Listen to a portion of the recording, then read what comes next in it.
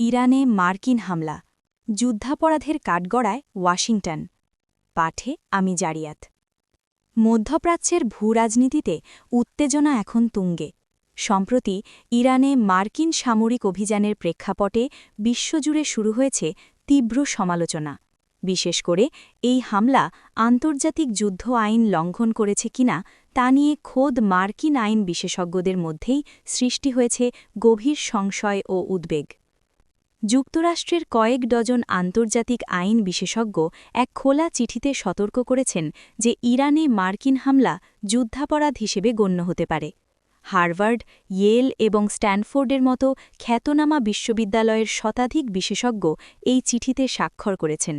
তাদের মতে president Donald ট্রাম্পের পক্ষ থেকে ইরানের বিদ্যুৎ, পানি এবং জ্বালানি অবকাঠামোতে হামলার যে হুমকি দেওয়া হয়েছিল তা সরাসরি আন্তর্জাতিক মানবিক আইনের পরিপন্থী। গত মাসের শেষ দিকে একটি স্কুলে ভয়াবহ হামলার ঘটনায় অন্তত ১৭৫ জনের মৃত্যুর খবর পাওয়া গেছে, যার মধ্যে শতাধিক শিশু ছিল বলে জানিয়েছে ইরানি রেড ক্রিসেন্ট। বিশেষজ্ঞরা বলছেন, শিক্ষা প্রতিষ্ঠান, হাসপাতাল বা বেসামরিক আবাসিক এলাকায় হামলা চালানো জেনেভা কনভেনশনের স্পষ্ট লঙ্ঘন।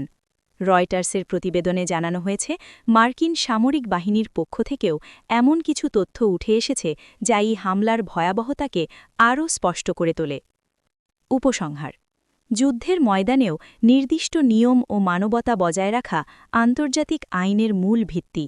যদি এই অভিযোগগুলো প্রমাণিত হয় তবে এটি কেবল ট্রাম্প প্রশাসনের জন্য বড় ধরনের কূটনৈতিক বিপর্যয় হবে না, বরং আন্তর্জাতিক আদালতে যুক্তরাষ্ট্রকে এক কঠিন চ্যালেঞ্জের মুখোমুখি দাঁড় করাবে।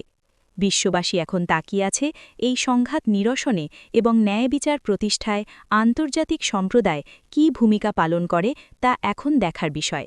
ভালো লাগলে একটা লাইক, শেয়ার, সাবস্ক্রাইব আশা করতেই পারি।